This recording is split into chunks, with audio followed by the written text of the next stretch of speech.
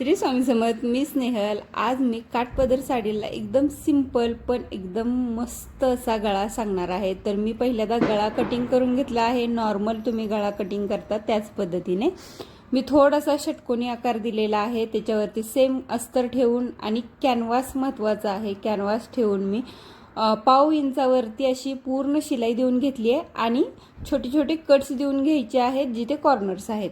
आता आपण कापड पलटी करणार आहोत आणि कापड पलटी करताना एक दाब टीप देऊन मग पलटी करायचं आहे आणि पूर्णपणे मी टीप देऊन टक्स देऊन घेतलेले आहेत. आता हा एक्स्ट्राचा माझा काठ आहे आणि हा काठ खूप सुंदर आहे, पण मला इतका मोठा काठ नाही लावायचा, तर त्यासाठी मी छोटी पट्टी काढून घेतलेली आहे. आणि हे बघू शकता मी जिथे कॉर्नर आपला आहे तिथे मी अशा पद्धतीने टीप देऊन घेतलेली आहे.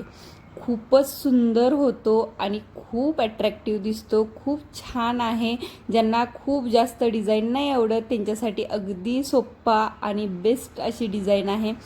तर अशा पद्धतीने मी ही टीप देऊन घेणार आहे आणि हा आपला गळा रेडी झालेला आहे. तुम्हाला कसं वाटला नक्की सांगा.